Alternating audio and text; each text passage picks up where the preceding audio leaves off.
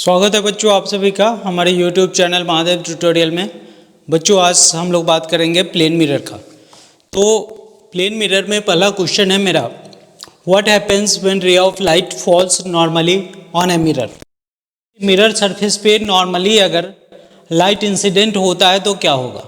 बच्चों अगर normally light incidence होता है तो एंगल ऑफ इंसिडेंस का वैल्यू 0, एंगल ऑफ इंसिडेंस 0 होगा तो एंगल ऑफ रिफ्लेक्शन भी 0 होगा।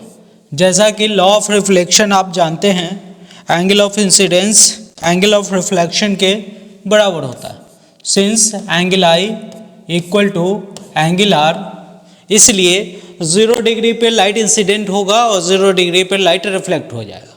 इट मीन्स जिस पाथ पे लाइट आया था उसी पाथ पे फिर बाउंस बैक हो जाएगा। तो बच्चों ये इंपॉर्टेंट क्वेश्चन है, याद रखना है। अक्सर हम लोगों को लगता है जो शायद मिरर के साथ 90 डिग्री का एंगल बन रहा है तो एंगल ऑफ इंसिडेंस 90 डिग्री होगा, तो ये गलत है और ये ध्यान रखना है। मैं सभी की बात नहीं करूँगा लेकिन कुछ बच्चे ये मिस्टेक करते हैं, तो याद रखना है नॉर्मली लाइट इंसिडेंस अगर होता है तो एंगल ऑफ इंसिडेंस 0 डिग्री, इसलिए एंगल ऑफ रिफ्लेक्शन भी 0 डिग्री होगा और लाइट अपने पाथ को रिट्रेस करेगा, यानी कि जिस पाथ पे आया था उसी पाथ पे वो लौट जाएगा। नेक्स्ट बात करें बच्चों मिरर क्या होता है।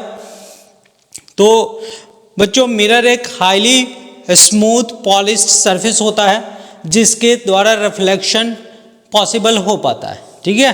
तो मिरर एक पॉलिश्ड सरफेस है जिसके द्वारा रिफ्लेक्शन होता है।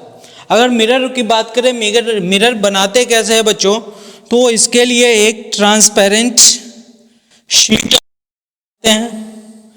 ट्रांसपेरेंट शीट ऑफ ग्लास लेते हैं और इसके पीछे ना सिल्वर का पेंट लगा देते हैं, सिल्वर का पेंट लगा देते हैं इस तरह से। और इस सिल्वर पेंट को प्रोटेक्ट करने के लिए इसके ऊपर से रेड पेंट का लेयर लगा देते हैं। इस तरह से इस ट्रांसपेरेंट शीट ऑफ ग्लास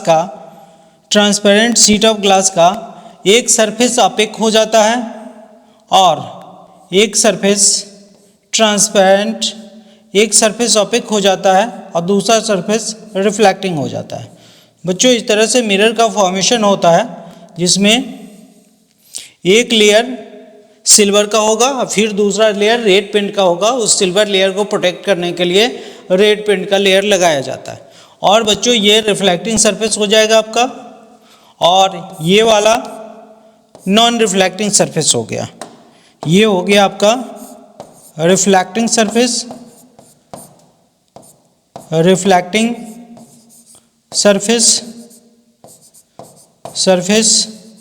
और ये हो गया बच्चों नॉन रिफ्लेक्टिंग सरफेस।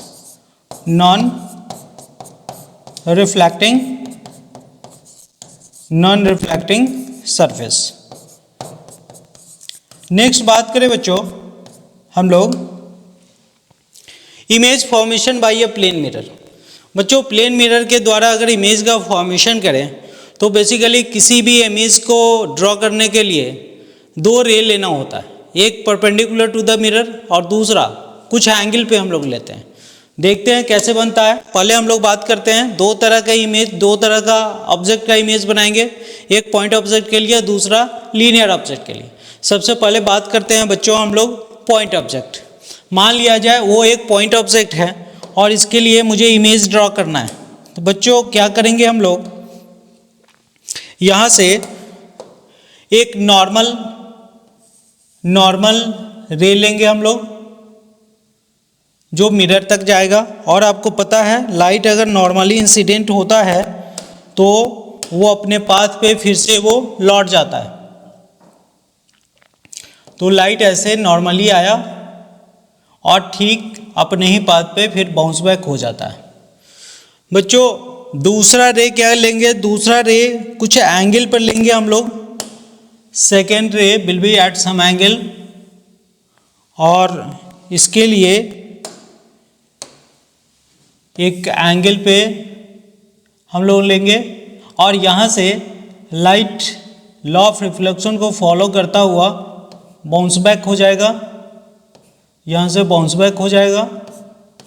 अब क्या है अब देख सकते हो बच्चों, ये लाइट ऐसे की रिफ्लेक्ट हुआ, ये ऐसे रिफ्लेक्ट हुआ, दोनों कभी एक दूसरे से मीट करने वाला है नहीं, तो इसका वर्चुअल इमेज बनेगा। और वर्चुअल लाइन ड्रॉ करने के लिए हम लोग इस तरह से इसको वर्चुअल लाइन ड्रॉ करें तो पता चलता है इससे आकर के एक पॉइंट पे मीट करता है जहाँ पे ऑब्जेक्ट का इमेज बनने वाला है। तो बच्चों ये एक मेथड है जिसके द्वारा हम लोग किसी का इमेज बनाते हैं बाय यूजिंग प्लेन मिरर। अब नेक्स्ट बात करेंगे बच्चों एक्सटेंडेड ऑब्जेक्ट का।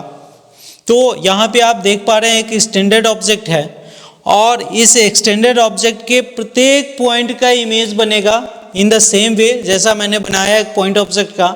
लेकिन अगर सारे का इमेज बनाया जाए तो कॉम्प्लिकेटेड हो जाएगा, इसलिए 2 पॉइंट का हम लोग इमेज बनाते हैं, एक बॉटम का और टॉप का। फिर से मान लिया जाए बॉटम का अगर आप इमेज बनाने जा रहे हैं तो बॉटम से एक स्ट्रेट लाइन आप लेंगे, बॉटम से आप एक नॉर्मल लाइट रे लेंगे और नॉर्मली लाइट रे ये आएगा मिरर पे। और दूसरा क्या करेंगे बच्चों, यहाँ से टॉप वाले पॉइंट से एक नॉर्मल लाइट लेंगे जो नॉर्मली मिरर पे इंसिडेंट होगा।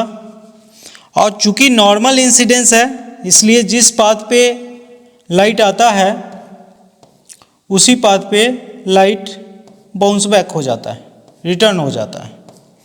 ये भी जिस पाथ पे आएगा उसी पाथ पे बाउंस बैक हो जाएगा। अब इसके टॉप के लिए क्या करेंगे, एक रे लेंगे हम लोग एट सम एंगल, एक रे लेंगे एट सम एंगल, यहाँ से कुछ एंगल पे एक रे लेंगे। बच्चों लॉ ऑफ रिफ्लेक्शन को फॉलो करता हुआ ये यहाँ से बाउंस बैक हो जाएगा,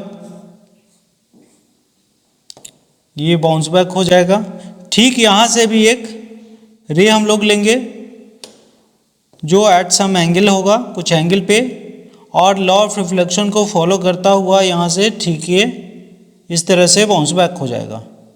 अब आप देखिए बच्चों, ये जो रिटर्निंग रे है और ये रिफ्लेक्टेड रे दोनों एक दूसरे से कहीं मिलता हुआ अपीयर हो नहीं रहा है। तो इसका वर्चुअल हम लोग इमेज बनाते हैं और वर्चुअल इमेज इसका हो जाएगा बच्चों, इसका मैं वर्चुअल इमेज इस तरह से बना दूं। ये देखिए ये बच्चों इस तरह से वर्चुअल इमेज इसका इस पॉइंट पे बनेगा और ठीक इसको भी पीछे की ओर एक्सटेंड करें बच्चों तो इसका इमेज इस जगह पे बनने वाला है। इस तरह से जो आपका एक्सटेंडेड ऑब्जेक्ट है उसका यहाँ पे इमेज का फॉर्मेशन होता है, ये एक्सटेंडेड ऑब्जेक्ट के इमेज का फॉर्मेशन होता है। तो इस तरह से रे डायग्राम हम लोग बना सकते हैं image formation by plane mirror. आगे बात करते हैं हम लोग इमेज। बच्चों इमेज बेसिकली 2 कैटेगरी का होता है, रियल इमेज और वर्चुअल इमेज। अब रियल इमेज क्या है बच्चों, तो रियल इमेज का फॉर्मेशन रिफ्लेक्शन के बाद एक्चुअली लाइट रे के मिलने के बाद होता है। आप कह सकते हैं real image is form due to actual meeting of light, और रियल इमेज को किसी स्क्रीन पर डिस्प्ले करवाया जा सकता है। और तीसरी बात, जो रियल इमेज होता है वो बच्चों इन्वर्टेड होता है ऑलवेज। तो 3 पॉइंट आपने समझा, रियल इमेज क्या है, तो image which can be obtain on a screen, next image which can be obtained by actual meeting of light ray, and तीसरा image will be inverted in nature. ठीक है, ठीक इसी तरह से वर्चुअल इमेज की बात करें बच्चों, तो वर्चुअल इमेज के रिगार्डिंग में 3 पॉइंट्स हम लोग लर्न करके रखते हैं। Image which can not be obtain on a screen, virtual image को स्क्रीन पर डिस्प्ले नहीं करवाया जा सकता। दूसरा, virtual image is formed by virtual meeting of light, तो एक्चुअली लाइट इसमें मीट नहीं करता है, वर्चुअली मीट करता है। और तीसरा, virtual image will be always erect, तो याद रखना है वर्चुअल इमेज इरेक्ट नेचर का होता है। तो बच्चों यहाँ पे डिफरेंसेस था वर्चुअल इमेज और रियल इमेज में आपने पढ़ा। नेक्स्ट बात करेंगे हम लोग characteristics of image formed by a plane mirror. किसी प्लेन मिरर के द्वारा अगर इमेज बनता है तो उस इमेज का क्या क्या कैरेक्टरिस्टिक्स हो सकता है। बच्चों सबसे पहले बात करें, जो इमेज का नेचर होता है वो वर्चुअल होता है, बिकॉज लाइट रिफ्लेक्शन के बाद एक्चुअली मिलता नहीं है। जैसा अभी हम लोग पिछले स्लाइड में हम लोगों ने देखा, प्लेन मिरर से रिफ्लेक्शन के बाद लाइट एक दूसरे से मीट नहीं करता है, इसलिए वर्चुअल इमेज बनेगा। और वर्चुअल इमेज होगा तो इरेक्ट इमेज होगा। और एक सबसे इम्पॉर्टेंट बात बच्चों, जो प्लेन मिरर के द्वारा इमेज बनता है वो लैटरली इन्वर्टेड बनता है, जिसको लेफ्ट राइट शिफ्ट कहते हैं। अब इसका एप्लीकेशन आप देखेंगे, किसी भी एम्बुलेंस के आगे अल्फ़ाबेट के इन्वर्टेड लेटर में लिखा होता है एम्बुलेंस, ताकि उस इन्वर्टेड लेटर को अगर कोई ड्राइवर अपने रियर व्यू मिरर में देखता है तो उसको सीधा एम्बुलेंस लिखा हुआ नज़र आएगा और फिर वो गाड़ी को साइड दे पाएगा या वो समझ पाएगा जो पीछे से एम्बुलेंस आ रहा है। ठीक है, तो एक प्रैक्टिकल चीज़ है जो आप देखते हैं मार्केट में, एम्बुलेंस के आगे इन्वर्टेड में लिखा होता है एम्बुलेंस। नेक्स्ट बात करें बच्चों, सेम साइज का बनेगा, जितना बड़ा ऑब्जेक्ट होगा उतना ही बड़ा इमेज होगा। जैसा कि आप सुबह सुबह देखते होंगे अपना लुकिंग मिरर, तो जितना बड़ा आपका शेप साइज होता है उतना ही बड़ा हम लोगों का इमेज दिखता है प्लेन मिरर के अंदर। लुकिंग मिरर, प्लेन मिरर जो घर में हम लोग इस्तेमाल करते हैं वो प्लेन मिरर ही होता है। नेक्स्ट बात करें बच्चों, ऑब्जेक्ट डिस्टेंस इमेज डिस्टेंस के बराबर होता है, यानी कि मिरर से ऑब्जेक्ट का जितना डिस्टेंस होता है इमेज फॉर्मेशन के बाद मिरर से इमेज का भी डिस्टेंस उतना ही होता है। जैसा कि आप देख पा रहे हैं यहाँ पे ऑब्जेक्ट है, ये मिरर है, तो ये डिस्टेंस कहलाएगा ऑब्जेक्ट डिस्टेंस, और मिरर से इमेज फॉर्मेशन का जो डिस्टेंस है वो इमेज डिस्टेंस कहलाएगा। तो प्लेन मिरर के कारण जो इमेज बनता है बच्चों, ऑब्जेक्ट डिस्टेंस इमेज डिस्टेंस के बराबर होता है। बच्चों आज के लिए यहीं पे हम लोग स्टॉप करते हैं। नेक्स्ट क्लास में हम लोग बात करेंगे मल्टीपल रिफ्लेक्शन।